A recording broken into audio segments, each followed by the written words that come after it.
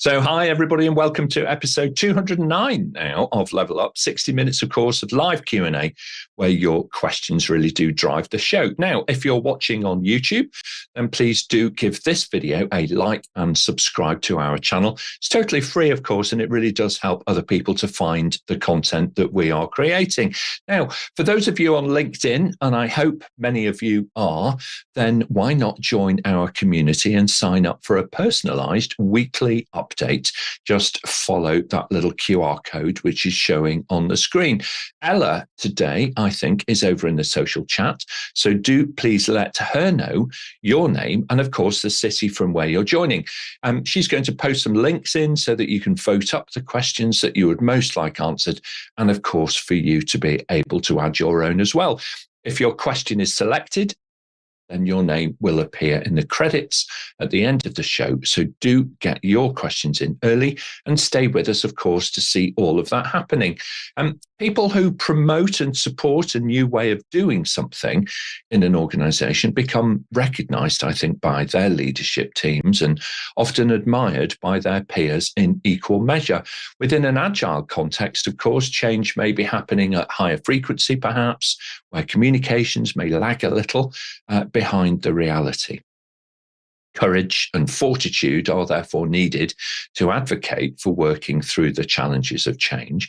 So what are the attributes of an agile change agent, and how do we build our skills in this critical area? Helping us figure this out today is a brilliant panel. So let's jump in and meet them all. Starting us off is Farah HEBA. She rejoins us today. She is, of course, an experienced product owner with a very strong background in Agile and the management of Agile and how you bring about positive change in organizations. Describing herself as detail-oriented, she designs and delivers a wide range of training and coaching for her clients all over the world. Welcome back to Level Up, Farah. Thank you, Nick. What a key topic that we're having today. I'm really looking forward to answering the questions. Absolutely. Thank you for joining. Malini Jayaganesh rejoins. She is, of course, a highly experienced business relationship manager who specializes in nurturing high-performing BRMs and their teams. She has a background as well in business analysis, of course, and working in an agile environment is something that she comes across, well, I would imagine, on a weekly basis. She delivers keynotes all over the world and is a fantastic mentor and coach, and somebody who I personally learn a great deal from every time we work together. Welcome back to Level Up, Malini. Great to see you. Thank you, Nick, for that very warm introduction. I'm really excited to be participating in this conversation. I think especially at this time of the year, as we sort of review what has happened, I think many people will have identified opportunities for change in their organization. What better time, than now to talk about how to become a change agent. Yeah, absolutely. Thank you so much, Malini. Giles Lindsay joins. He is a senior technology executive, agile leader, and of course the CEO over at Agile Delta Consulting. His expertise spans technology transformation, agile leadership, and coaching and mentoring, and so on. Recently included in the 2023 top 10 most influential leaders in technology to follow by the CIO Look magazine. Giles, one of his proudest achievements is the founding of the Agile Delta Consulting organization, through which they have, of course, helped many teams and organizations embrace and optimize agile ways of working. Welcome to Level Up, Giles. Great to see you. Nick, thank you very much indeed. It's great to be here. I think very much as Malini just said, I'm looking forward to 2024, having a bit of a retrospective on 2023 and what we learned, and seeing what we can apply as we go into the new year. So thanks very much. Brilliant. Okay, very good indeed. David McCreery rejoins over from Dublin. He's a consultant, of course, with Althris, who coach and mentor project managers and their sponsors in equal measure. He has a practical and controlled approach which inspires others and brings confidence in a sea of uncertainty. So a perfect fit to our panel today, David. Thank you very much for joining. Welcome back to Level Up. Thanks, Nick. Looking forward to this. Change, I think, has become really significant in most organizations. They're all going through lots of change, and the Agile is all part of that. So yeah, looking forward to this. Some good topics, hopefully. All right, excellent. Very good indeed.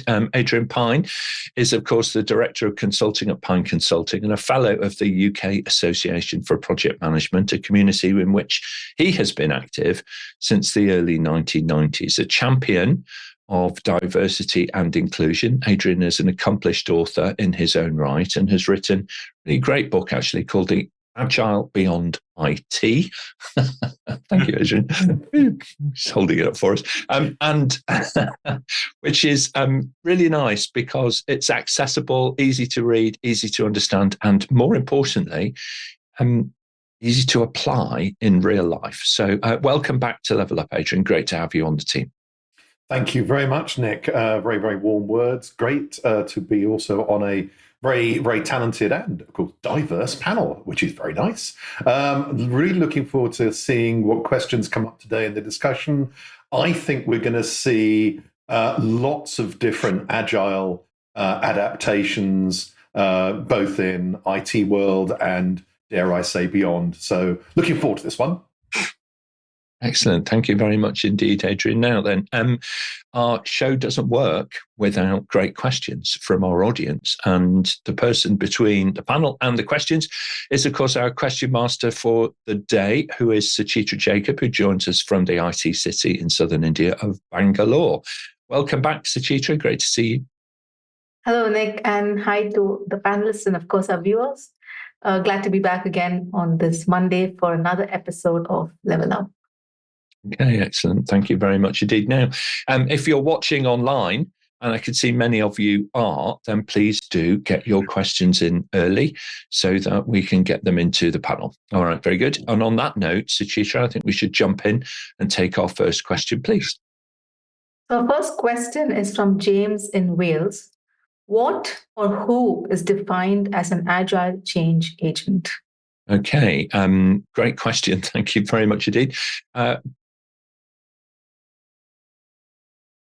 Sorry for a moment. David, thank you very much. I'm going to get a bit of brain freeze there for one moment. David, why don't you start us off and then we'll go to Giles.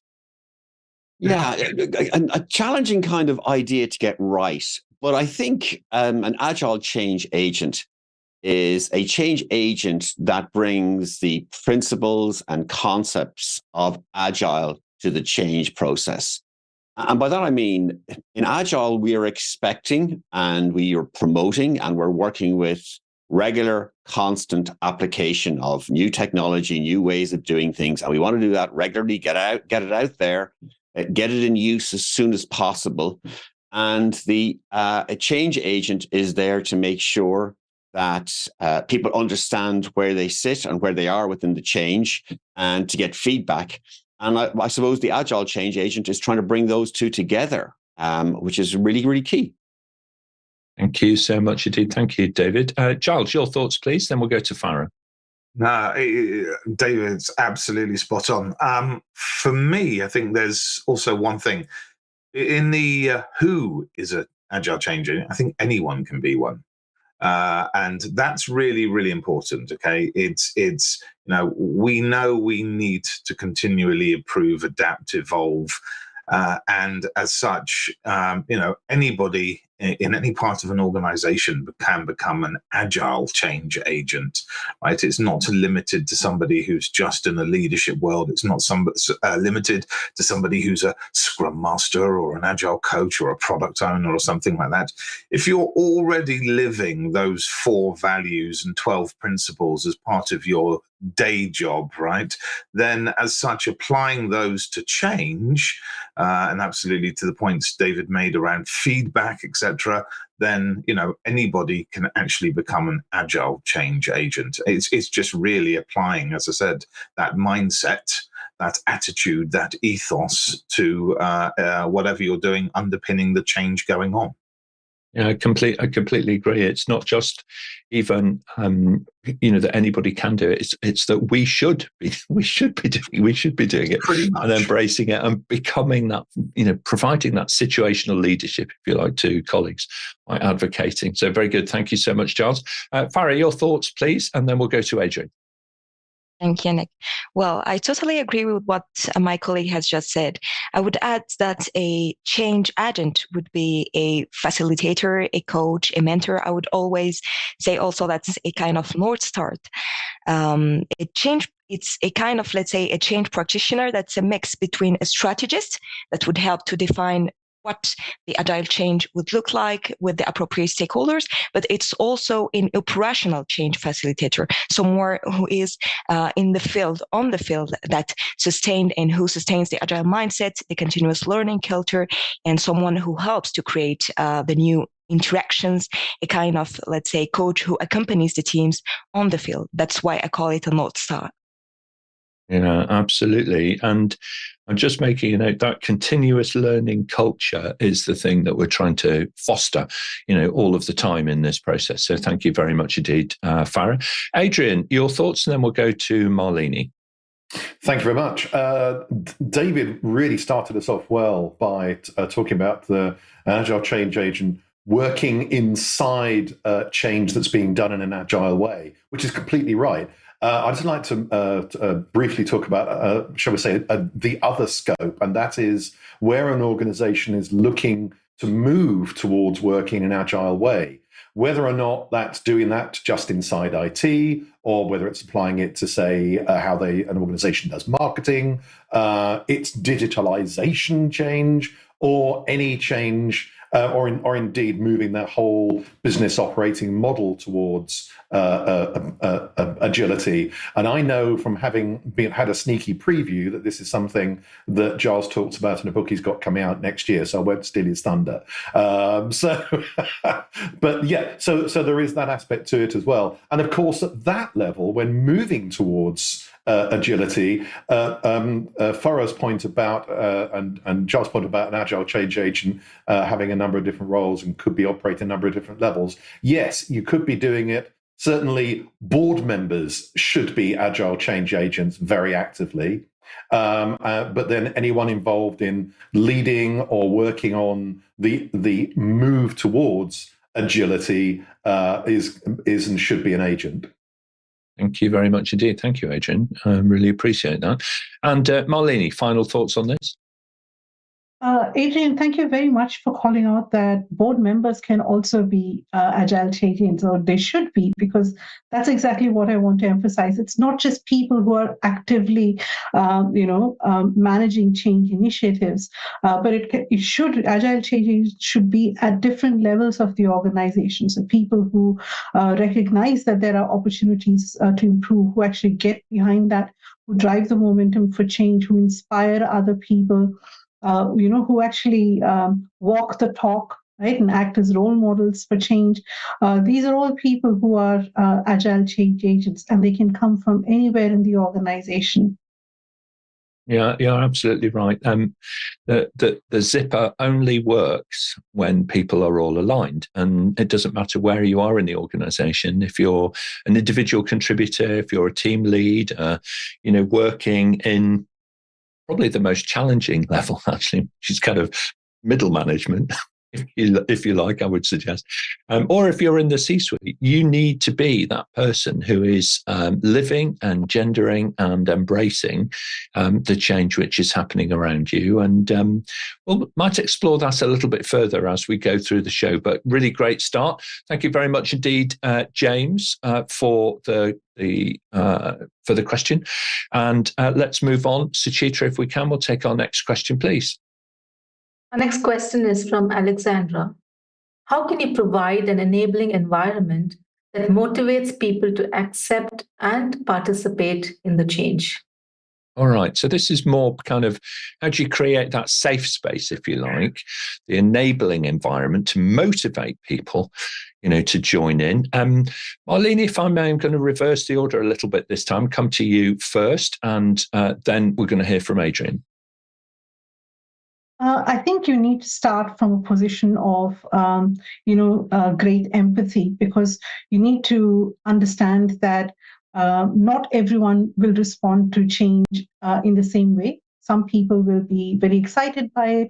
Some people might actually feel very anxious. Some people may be curious. And some people may simply be paralyzed because they don't understand what it is they need to do to make that shift. So I think as a change agent, you really need to be prepared for the different sorts of responses you might get, and then come up with a plan to address each of those cohorts and support them as they need it. Because the motivation that you provide to each cohort, and the roadmap that you provide for each cohort will actually be different. Hey, thank you very much indeed. Really good point. Always consider that roadmap is going to be something which perhaps might not be unique, but it's certainly very different as you work across the spectrum of audiences. Adrian, your thoughts, please. Then we'll go to David. Coming from a projects background, I've often written about what I identify as the sort of the two geographies that projects have. How well a project performs depends on what happens inside that project, but certainly performance is also considerably influenced by what's happening in the organizational landscape around that project, whether it's the resources being given or withdrawn, or it's the relationship with third-party suppliers, or whatever, or engagement from senior stakeholders, whatever it is. So when we bring agility into the mix, for agility to be successful, it does require certain behaviors and if you like, an organization culture to be supportive of agile working.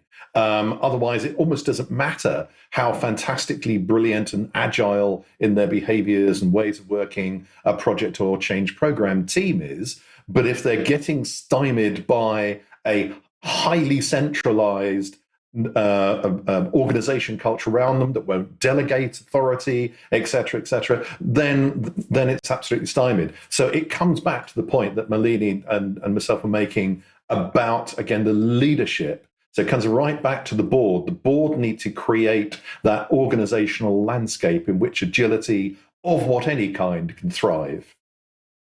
Thank you very much indeed, Adrian. I really appreciate that. David, your thoughts, please. Then we'll go to Farah. Yeah, I kind of want to take that question and the words in that question and mix them up a bit, because for me, I need to start with participation. And it's really key that people participate in the change and feel like they participate in the change. And if they feel like they're participating in the change, I think that creates a certain motivation anyway. By the fact that I'm participating, it creates a motivation. And then that kind of enables the change and it allows me to accept it. So I'm taking that question really to say that participation in the change and feeling like I'm participating in the change is really, really key to motivate people to work with the change, enable the change, and accept it. And that for me is the key thing about Agile in any event. We're trying to make sure in Agile that our users, our customers are participating in our delivery by getting loads of feedback as often as possible. I think this is the same. We want the targets or the people involved in the change to participate.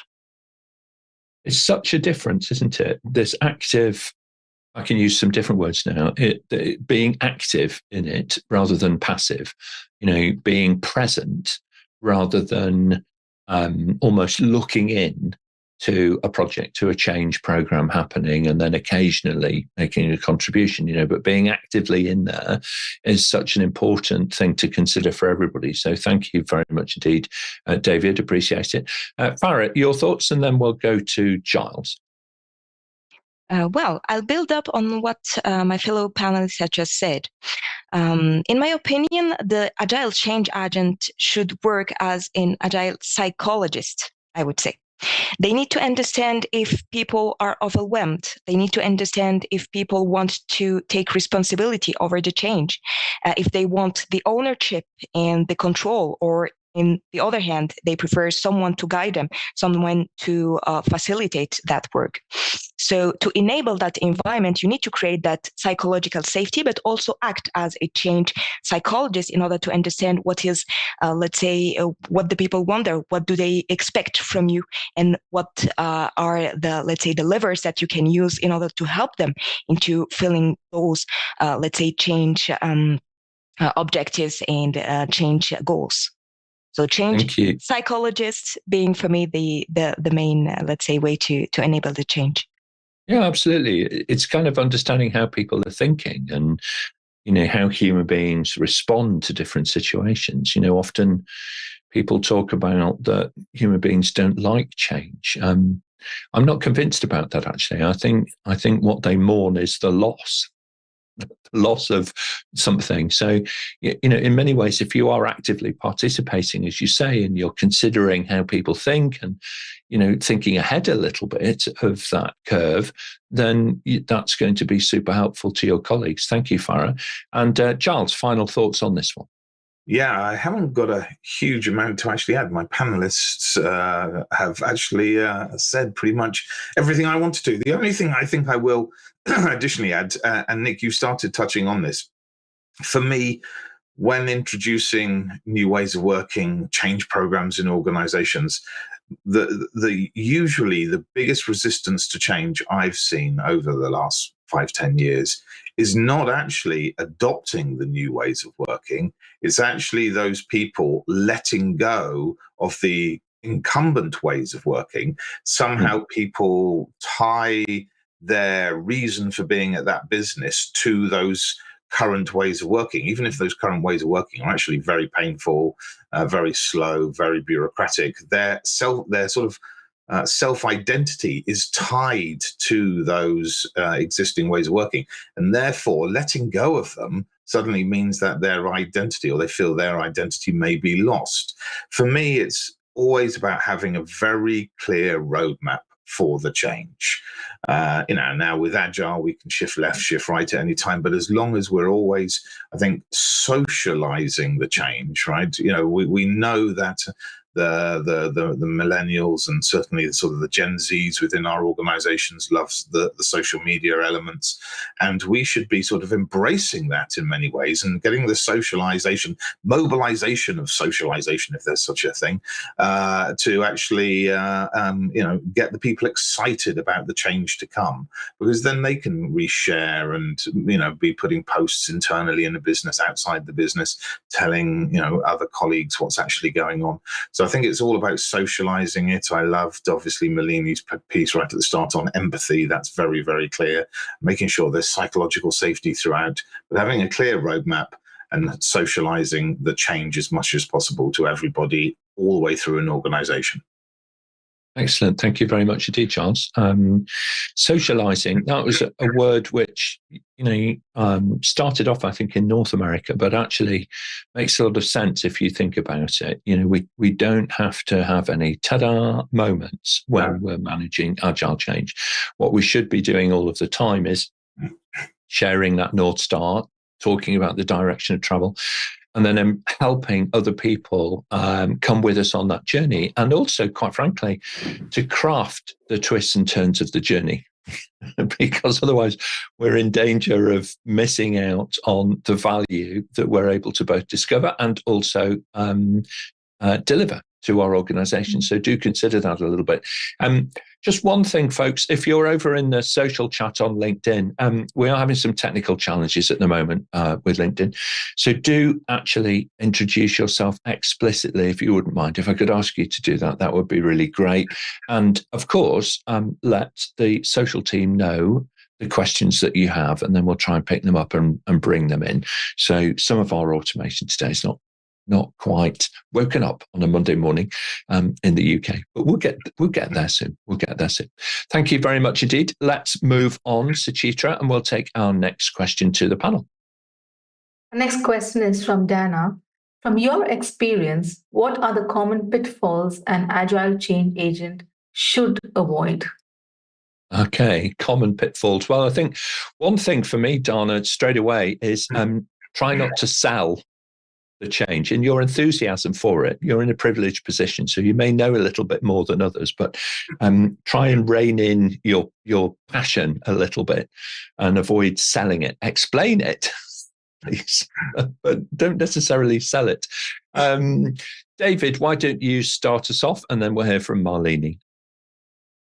Yeah, this is a challenging question because there's lots of pitfalls that an agile change agent can and will fall into. But, as a change agent, you really need to know and have a really strong feel for the vision that you're trying to, that the organization is trying to work with.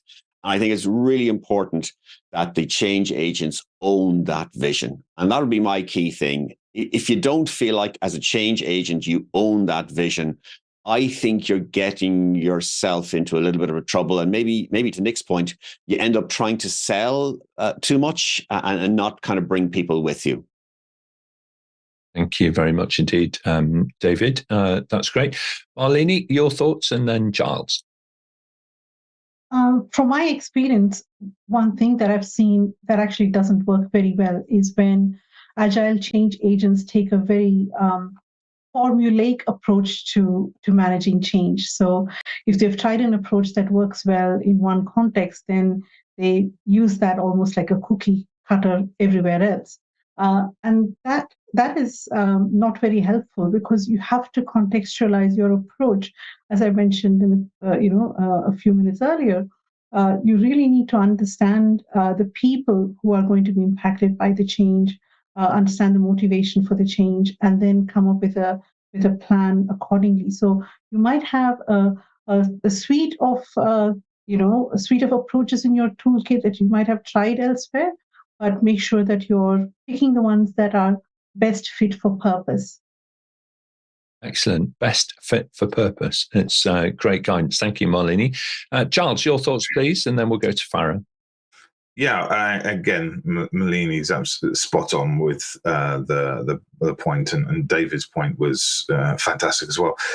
For me, it's just about making sure you bring everybody on the journey. Don't sort of be command and control, micromanaging the change in the process. It won't work. You won't get the buy-in. You won't get the adoption. The people won't come on that journey with you. And it is very important to make sure, as I said for the last question, we're able to sort of shift left, shift right in our approach to the change actually going. You're going to hit roadblocks, you're going to hit stumbling points, etc., and it's about being able to actually apply that agile mindset to the problem you're facing at that point in time. Do not for 1 second believe that you're going to have a roadmap that somehow is just beautifully set off into the sunset somehow, and you're going to absolutely nail it first time, because it just won't happen. It's also, for me, again, points that Adrian's previously raised. It's about making sure that, again, we're telling everybody about this, all the way from the board, all the way through to the people closest to delivering the outcomes for the customers. Sometimes it's actually not telling the customers you're going through a change journey as well.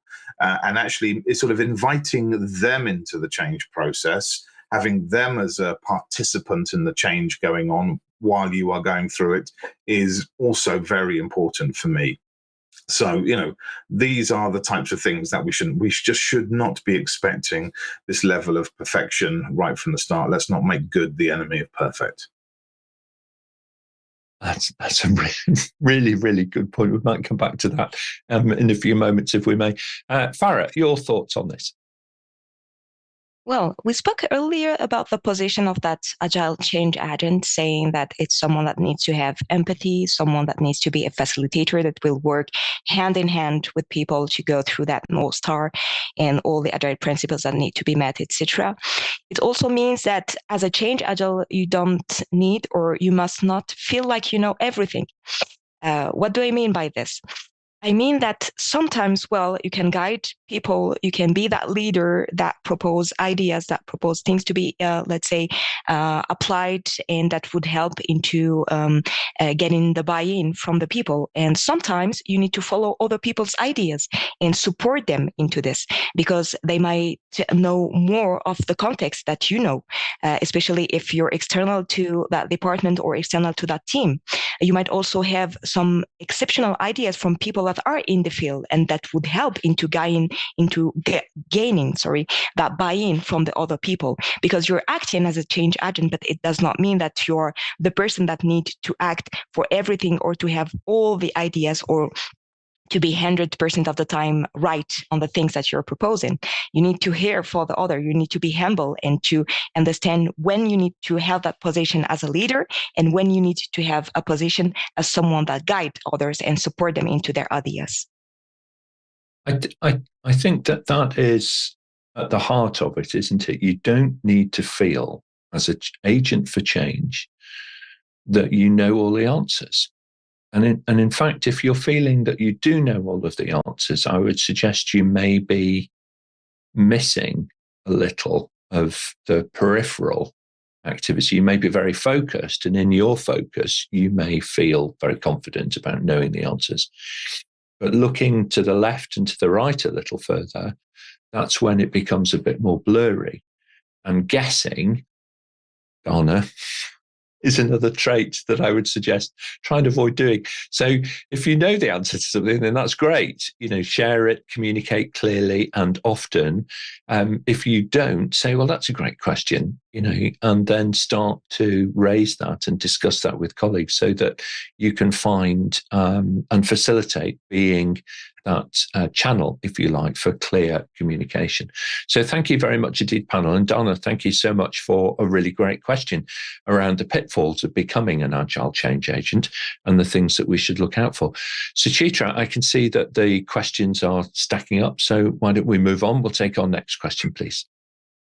Our next question is from Ashley. What are useful backgrounds and experience for an agile change agent?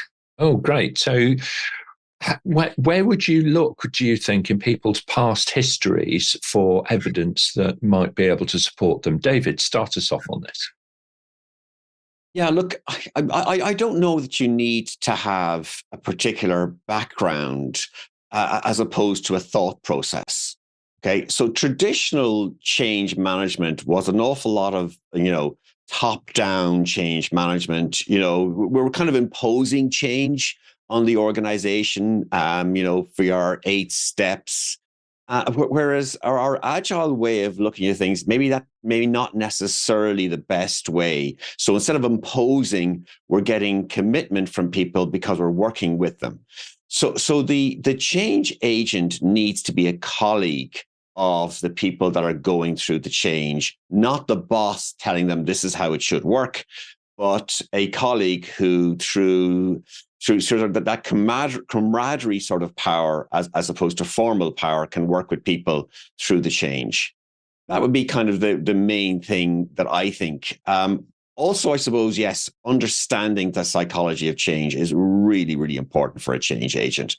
Understanding the psychology of loss and how different people learn and go through a change process. We're all different in how we do that, and it's very similar to learning. So we kind of need to bring that into our thinking as well. Thank you very much indeed. I appreciate that. Thank you, David. Giles, your thoughts, please, and then Adrian. Yeah, again, David, absolutely spot on with this. For me, I think the one takeaway is from being an agile change agent is, again, just everything you've learned working in an agile world, being agile, not just doing agile, right? Being agile in your organizational space is just continuing to apply that same mindset, organizational ethos to the change that is ongoing, right? So that possibly that level of servant leadership that you bring to managing or looking after the projects, whether you're in the product space or whether you're a scrum master, the enablement, the trying to remove all the blockers and the friction and the things that are actually stopping you, and the teams doing their jobs on a daily basis. It's adopting all of that to the change that is going on, leading from that servant perspective, I think is really, really clear. So if you've got that experience of working in an Agile team, leading an Agile team, coaching an Agile team, mentoring an Agile team, whatever it is, those are the experiences that we need for an Agile change agent. Thank you very much indeed. I appreciate that. Thanks, Giles. Adrian, your thoughts, then we'll go to Malini. Once again, David quite rightly started us off with thinking about, in a sense, that anyone, the point has been made before, that anyone could be a change agent. And from that point of view, there's no particular background needed. But I'd like to take a slightly different tack, and that is something which I think David also went on to talk about, and certainly Giles has. And that is when someone is going to be participating as part of a team involved in change, who is going to have the role specifically of a change agent.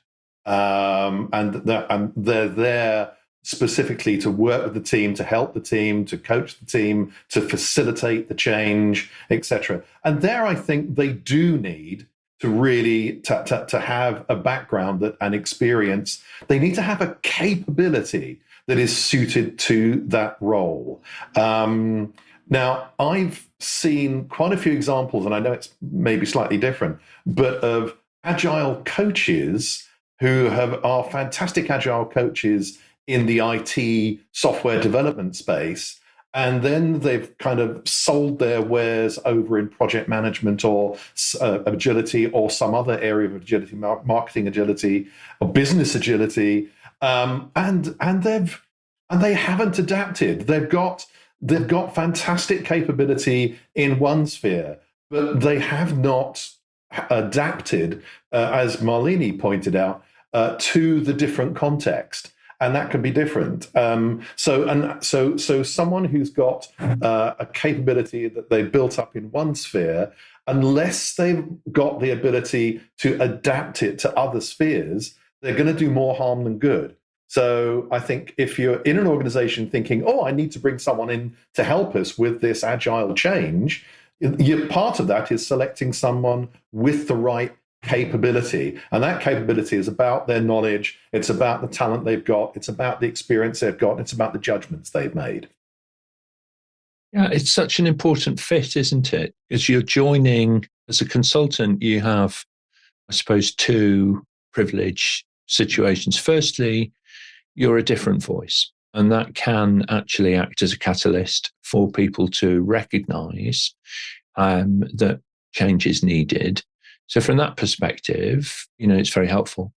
But the risk is that you're unable to understand properly the current situation that the team are in, the team that you are joining. And it's very much you are joining this team, not the other way around. So there needs to be that thought, very, very careful consideration of who you bring in and, how those people actually interact with the incumbent team. Thank you, Adrian.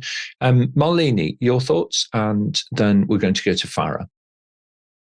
I think my fellow panelists have provided very comprehensive answers to Ashley for her question. There's very little for me to add. Something that I look for when I'm recruiting Agile change agents for my programs is I look for people who demonstrate that they have agency for change, right? And they could have. It doesn't necessarily mean that they have had prior experience, working on Agile projects or programs, but they are able to convince me that they understand, why we need to change. They're able to convince me that they have intrinsic motivation, so they understand in what way the work we do actually delivers value for our colleagues, for our customers, and so on. And then they're able to influence people over whom they do not have positional authority, right? So they're able to convince other people and recruit them into the change. So these are some things that I would be looking for. Thank you very much indeed. Thank you, Malini. And Farah, final thoughts? Thank you, Nick. Well, there is something I wanted to point out, something that comes from my experience and that I feel like it's really interesting when it comes to Agile Change Agents, is that position yourself as someone that teaches what works and what does not work. I mean, as an Agile Change Agent, sometimes we feel like we need to present things as if it was in a fairy tale, which is not what people are expecting. People expect from you to share your experience in regards to things that worked in your previous experiences and in regards to things that does not work, and to explain the why it does not work. What are, let's say, the main insights or the main key success factors that would help into embracing Agile mindset, embracing the Agile culture. So what would help in terms of experience is to show what you have tested, maybe somewhere else in other missions, in other contexts, what worked and also what does not, or what did not work at that time, and especially the why behind it. What was the cause? What were the key success factors? It will help into building to yourself a kind of human, let's say, role rather than a fairy tale and something that might not be realistic to people. I like that. I really do, because we can come across as somewhat clinical when we're just blindly following a methodology. You know, what's the next thing that we need to do? Well, we need to do this. We need to have this meeting. We need to produce this deliverable and so on. And being able to look at what works and what doesn't work, and also understand, why was it? What were the items on that critical path? They're really, really important. Thank you, Farah. Now, a couple of things, everybody, to consider. And Ashley, thank you for the question. You can boost your understanding. Now, the panel have referred quite often, actually, to Agile change agents and also neuroscience. So I'm going to stick with the Agile change agent first for a moment. Both have now qualifications which have been authored by Melanie Franklin. She's one of the driving forces behind both of them. On the Agile Change Agent side, actually, this is super useful. It has a lot of really practical advice in it for people to consider. So that's one, and you can find out more by looking at the QR code there. And then panel might come to you now in a moment around the neuroscience side, because this does seem to be a developing trend in the management of change to really kind of think about, okay, how do human beings think and respond in different situations?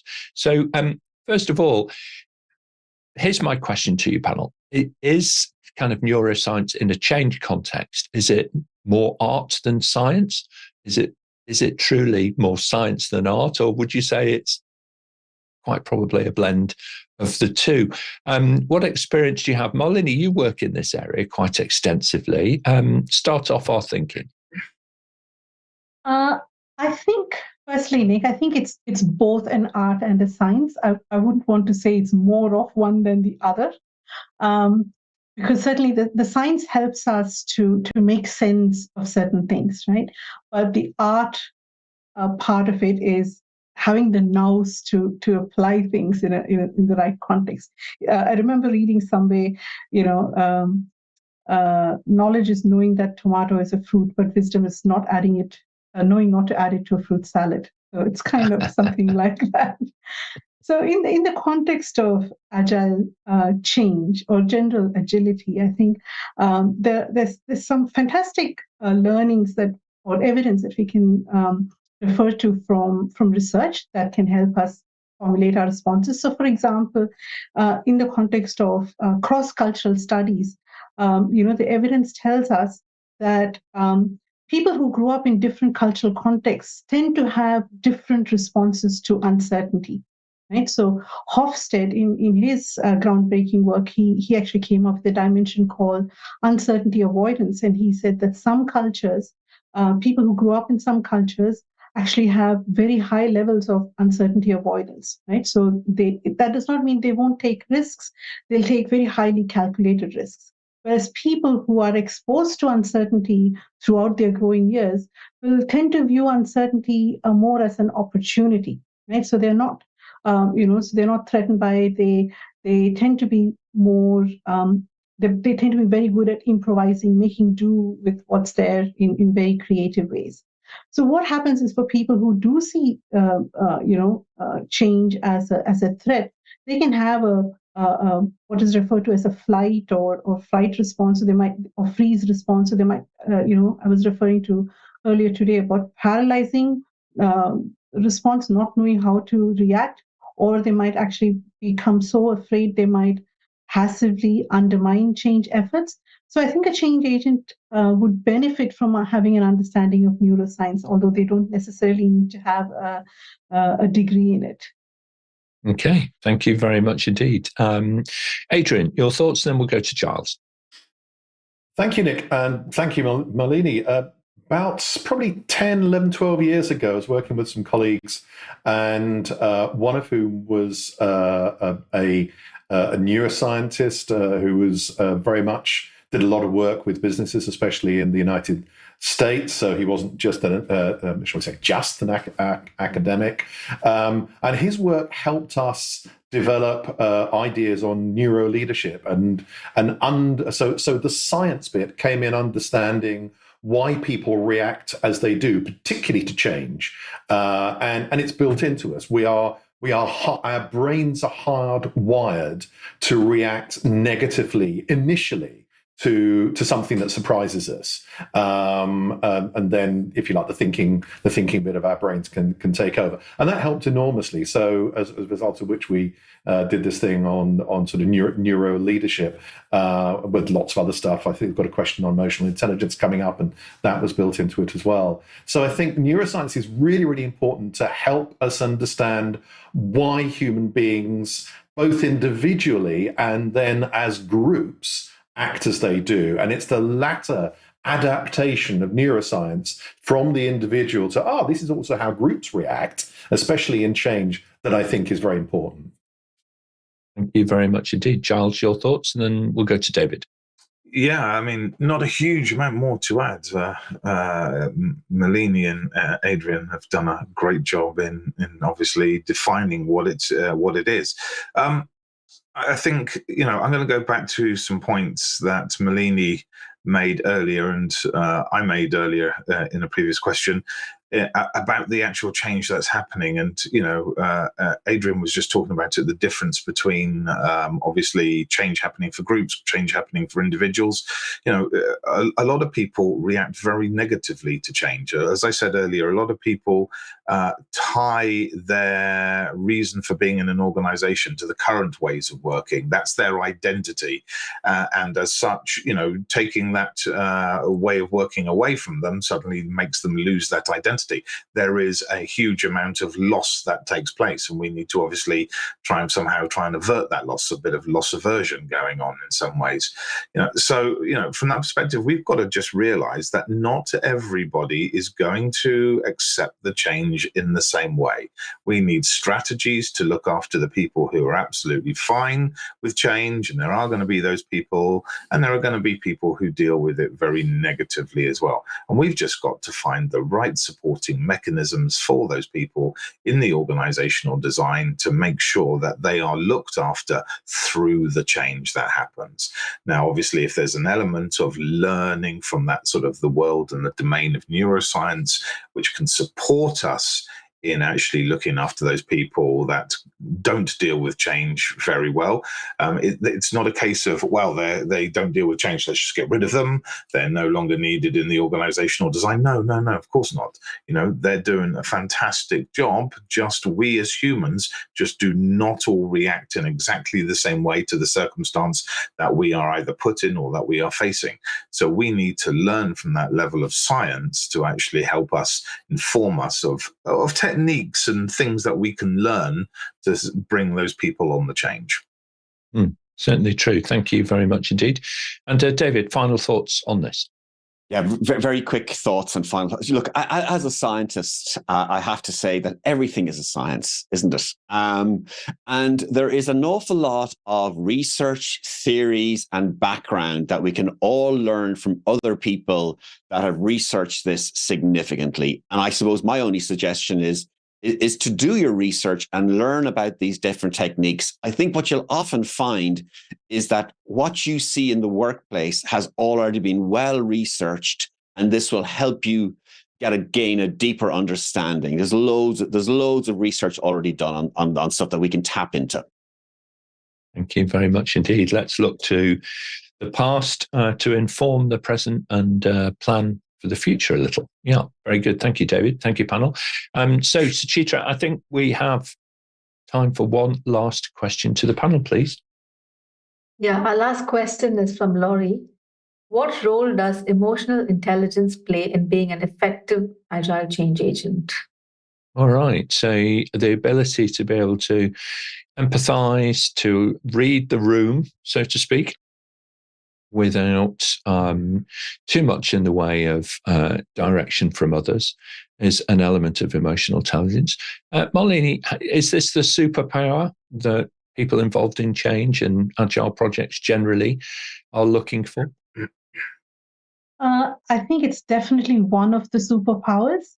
It needs to be supported by other superpowers as well. But to me, emotional intelligence is like the cement that we use, the mortar that we use to bind bricks together when we are building a house. Right? So you can have all sorts of other skills, but emotional intelligence is the one that sort of runs through everything and pulls it all together. And therefore, it is definitely, one of those critical skills. I've mentioned a few times today about the role of empathy and our need to understand other people and be respectful to how they might be experiencing the change. And emotional intelligence is certainly, all about that. Being able to manage your own emotions as well. Right, and recognize your own emotions and manage that is also important because agile change agent is a leadership role, right? So you need to show up yourself in the right way in order to inspire other people. Yeah, absolutely. It's a big part of achieving anything, isn't it? Turn up and take part are two mantras to embrace fully. Thank you very much indeed. Farah, your thoughts, and then we'll go to David. Thank you, Nick. Well, in my opinion, the emotional intelligence is, let's say, the basic when it comes to any change, whether it's agile change or any other change, let's say, environment or context. Because you need to understand when you can push the button, if I can use this idea, and when you need to wait a bit to make sure that people are, let's say, ready for it.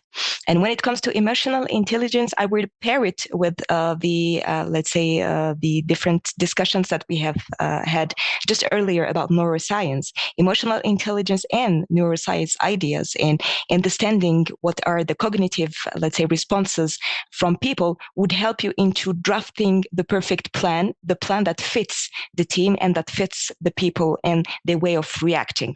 It would help you into defining the right moments to push the button or the right moments to wait and feel like to understand what's happening prior to moving to forward, let's say, actions. Thank you very much indeed. Appreciate that. Thank you, Farah. And David, and then we'll go to Giles.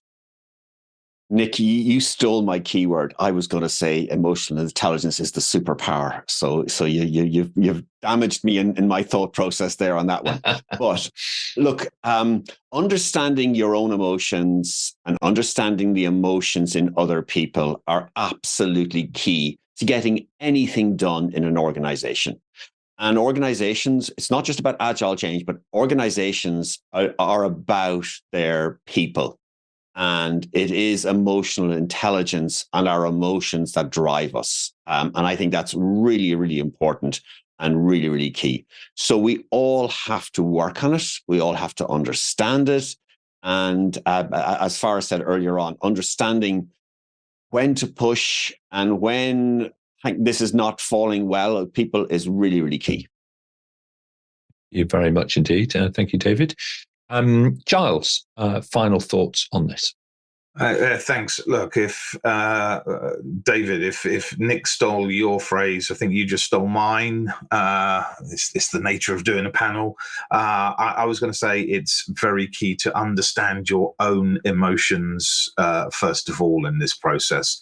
Having that understanding of the role you're playing in this change as well is absolutely key, as well as obviously that emotional quotient behind understanding how others are behaving throughout this change as well. It goes back to that neuroscience. Adrian touched on that earlier. The two things are very, very closely linked together. And as such, as I said, just understanding the impact of change. Again, I'll say it, a lot of people, their identity is tied to the incumbent ways of working. Change puts that at risk, puts them at unease, somehow takes away their identity. There's loss in that process as well. You've got to have that emotional intelligence to make sure, as that superpower, that you can bring people on that journey with you. And you'll fail in the messaging for the first 20 times, and then you'll nail it on the 21st attempt, right? You've got to keep experimenting, got to keep iterating in that agile way until actually you find the right way for that individual or that group of people to suddenly realize that the change isn't scary, it isn't bad, and it is obviously change for good for the organization. Thank you very much indeed. Well, thank you, Laurie, for a great question there. And thank you, panel, for your answers. Let's whiz around the panel for our closing remarks on today's episode. Adrian, if I may, I'm going to come to you first and then to David. Thank you, Nick. Just to wrap up, really, got to remember that we've been talking about Agile, and being Agile is not a single thing. For me, the Agile Manifesto remains the most coherent definition of what constitutes agility. And it comprises 4 values and 12 principles. And so agility, if you're doing an Agile Change Agent's role, you have to embrace and engage with all 4 values and all 12 principles. It's not just about things like iterative working or whatever, although, in fact, iteration isn't even mentioned in the Agile Manifesto, but it's not a single thing. It's all the values, it's all the principles. Okay, thank you very much indeed. David and then Giles. Look, guys, super panel, really, really good. Great to hear from everybody. I think the key thing that kind of sticking in my mind as I listen to everybody and is really how do we get commitment for change over just compliance? And that to me is really, really key. And how to figure that out. And there's a lot in that, and really trying to build out what that means. I love that, David. How do we achieve commitment over compliance? It's a really good phrase to end upon. Thank you so much. Giles and then Malini. For me, I think the reminder is always you can't push change on people. People have got to be able to pull in that change for themselves, right? The famous Chinese proverb, a teacher opens the door, but a student has to walk through. It's really, really important that we sort of adopt that mindset, that approach. As I said in my first answer, as Adrian's just said as well, it's about making sure those 4 values and 12 principles underpin everything that we are doing when we are dealing with change in any organizational setting. And just everyone realize that change Nick, you said it, we as humans are just not very good at dealing and adapting to change. We need a sort of a process, a way of working which actually guides us through that change with the least amount of friction as possible. Thank you very much indeed. Malini and then Farah. Firstly, thank you to everyone, at APMG and my fellow panelists and our viewers for spending this hour with us. I just want to reflect on something that Giles said in his response to the last question. He actually said that you have to be prepared, that you might have to try something like 20 times, and it doesn't work each time, and then you might get it right. And so I think one of the qualities that we can cultivate to be an effective agile change agent is personal resilience. And I think that is what is going to help you, maintain your own health and well-being as you lead other people through change. Absolutely right. Absolutely right. Thank you very much indeed, Malini. Farah, final thoughts? Well, for me, I would add up to all what has just been said, and what's, let's say, really great insight is that none of it will work without trust. So as an Agile Change Agent, just build trust around change. Be the Agile Change psychologist if you want, the Agile change coach, or whatever you call it, but someone who removes impediments and do not create obstacles by adding up or stacking up some changes over a team that might be already overwhelmed. So build the trust by not creating those impediments and those obstacles. Thank you very much indeed. Thank you, Farah. Trust, such a key word, isn't it? And a great one to end upon. Suchitra, your reflections on today's event, quite an interesting discussion that we've had all around change and agility, and how do you blend the two together? I enjoyed today's discussion, Nick. It ranged from emotional intelligence to neuroscience, and finally listening to trust and personal resilience. So I loved the show. Thank you to the panelists. Yeah, absolutely. Thank you. Very well done, everybody, on behalf of our producers who are online. Thank you for doing such a splendid job of sharing your thoughts in our community today. We really do appreciate it. So over on our website, of course, you can search for the answers to more than 2,100 previous questions that have been raised on Level Up and across all of the different events that APMG International host. Don't forget that you may also listen to the audio versions of the shows on your preferred podcast platform. Just search for APMG International, Level Up Your Career. Coming up this week on Tuesday, the 5th of December at 11 a.m., we actually have a partner webinar, which is listed over on our website, led by the Agile Business Consortium and ILX, on how Agile approaches can help improve organizational response, before exploring on Friday how to facilitate like a pro, which is Friday the 8th at 2 p.m. GMT. Please put a reminder in your calendars to join us on the 11th and the 15th of December as we review the year with our Christmas special, some exciting additions to those shows coming up for you. So dial in for those. Sign up, of course, and we'll send you a personal summary of what's coming up and how you too can join us here on the panel and level up your career with APMG. Thanks very much, everybody. We'll see you next time.